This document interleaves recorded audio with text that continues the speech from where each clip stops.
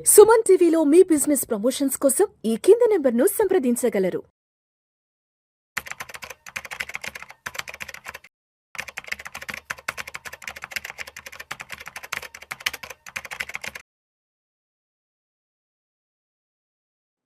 ప్రేక్షకులకి మీ రామచంద్రమూర్తి నమస్కారాలు. ఇవాళ ఈ వీడియోలో మనం ఫిబ్రవరి 9 స్టాక్ మార్కెట్ ఎలా ఉంది, 10వ తారీఖు ఎలా వస్తుంది అనేది మనం తెలుసుకుందాం. ఇవాళ చూస్తే ఒక బ్లాక్ మండే అనొచ్చు. దాదాపు నిఫ్టీ వచ్చి 24,028 దగ్గర క్లోజ్ అయింది. 400 పాయింట్స్ డౌన్ అయింది. అలాగే నిఫ్టీ స్టార్టింగ్ తీసుకుంటే 23,800 దాకా వచ్చింది. దాదాపు 200 పాయింట్స్ మళ్ళీ రికవరీ అయింది యాక్చువల్గా.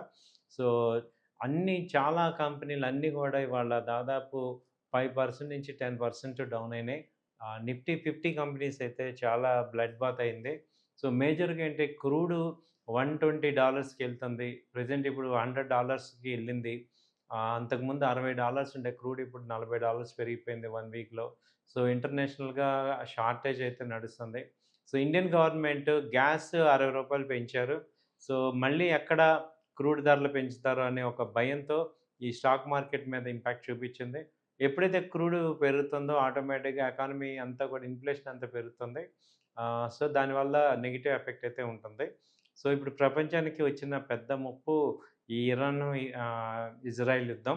సో ఇది ఎంత తొందరగా కొలిక్కి వస్తుందనే దాని మీదే స్టాక్ మార్కెట్ భవిష్యత్తు ఉంది. మనం చూస్తుంటే 2024 నుంచి ఇంతవరకు కూడా స్టాక్ మార్కెట్‌లో, ఇండియన్ స్టాక్ మార్కెట్స్‌లో ఎవరు కూడా ఇన్వెస్టర్స్ సంపాదించలేదు. డబ్బులు ఎవరికీ ఇవ్వలేదు. మా చాలా చాలా డౌన్ అయింది. ఇవాళ మార్కెట్ చూసుకున్నా కూడా అదే రిఫ్లెక్ట్ అవుతుంది. ఇవాళ బాగా డౌన్ అయిన స్టాక్ తీసుకుంటే టాటా మోటార్ ప్రైవేట్ లిమిటెడ్, ఇది 5% డౌన్ అయింది. తర్వాత అల్ట్రాటెక్ వచ్చి 5%, ఐషర్ మోటార్ 4%, మారుతి వచ్చి 4%, అలాగే M&M 4%, బజాజ్ ఆటో 4%.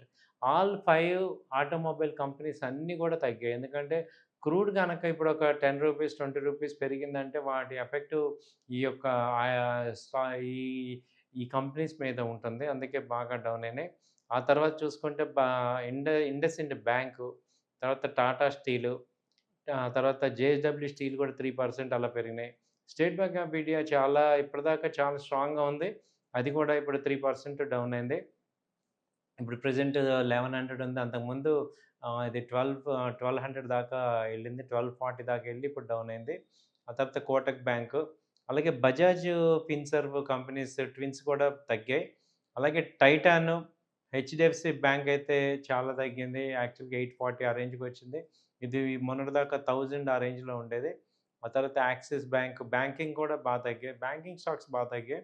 అలాగే ఓన్లీ ఓన్లీ కొంచెం పెర్ఫార్మెన్స్‌లో ఉన్నవి ఏంటంటే టెక్ మహీంద్రా గాని, HCl tech, Infosys, IT companies అయితే ఆగాయి దీనిలో. ఫార్మా కంపెనీస్ కూడా ఆగినాయి. రిలయన్స్ ఇవాళ 1% పాజిటివ్‌లో ఉంది. సో సన్ ఫార్మా గాని, అపోలో హాస్పిటల్స్ ఇవి కొంచెం పాజిటివ్‌కొచ్చాయి. సో ఓవరాల్‌గా మనకు అర్థమవుతుంది ఏంటంటే ఈ మార్కెట్‌లో నిలబడే స్టాక్స్ ఏంటి, అలాగే డౌన్ అయ్యే స్టాక్స్ ఏంటని చూసుకుంటుంటే మనకి ఆటోమొబైల్ స్టాక్స్ బాగా డౌన్ అవుతున్నాయి. అలాగే బ్యాంకింగ్ స్టాక్స్ డౌన్ అవుతున్నాయి. Pharma companies, IT companies hold అవుతున్నాయనేది అర్థమవుతుంది. సో ఇన్వెస్ట్‌మెంట్ ఏదన్నా చేసుకునేటప్పుడు ఈ సెక్టార్స్‌లో చూసుకోవడం వల్ల కొంచెం బెనిఫిట్ అవుతుంది. అలాగే ఇండిగో గానీ, గ్రాసిమ్, ఇండిగో అయితే బాగా ఫాల్ అయింది. దాదాపు 6,000 నుంచి ఇప్పుడు అది 4,200 దాకా వచ్చింది. సో ఎందుకంటే ఏవియేషన్‌లో ఫ్లైట్‌లన్నీ కూడా ఆపేశారు.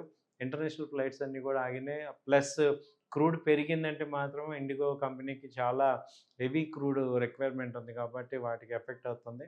అలాగే సిమెంట్ సెక్టార్స్ కూడా బాగా తగ్గినాయి.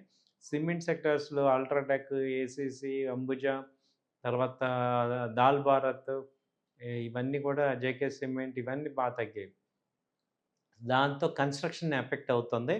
ఓన్లీ ఇప్పుడు నిలబడుతున్నవి ఏంటంటే ఈ ఐటీ కంపెనీస్ కొంచెం నార్మల్‌గా ఉన్నాయి. టీసీఎస్, హెచ్‌సిఎల్ టెక్, తర్వాత ఇన్ఫోసిస్, పర్సిస్టెంట్, ఓఎఫ్ఎస్, కోఫోర్జ్ ఇవి కొంచెం బాగా నిలబడుతున్నాయి.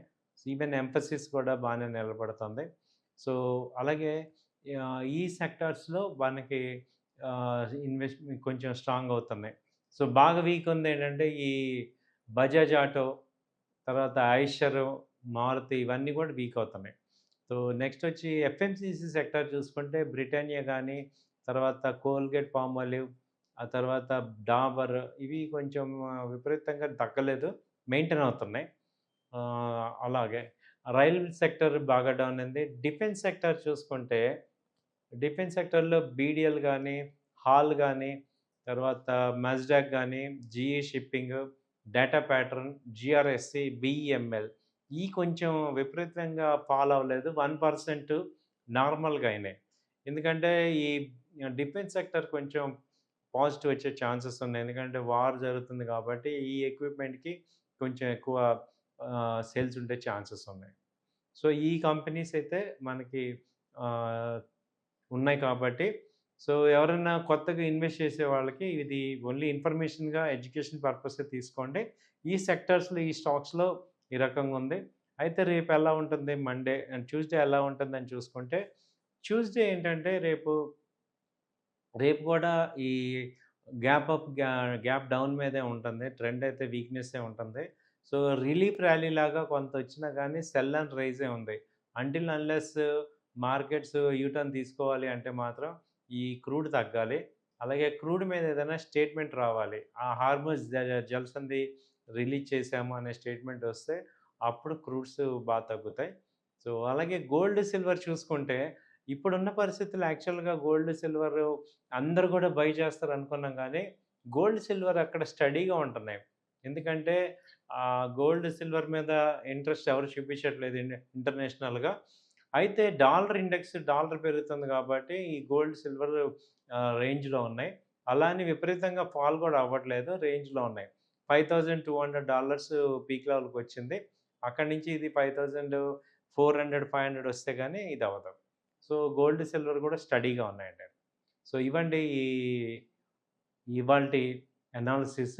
థాంక్ యూ అండి. నమస్తే.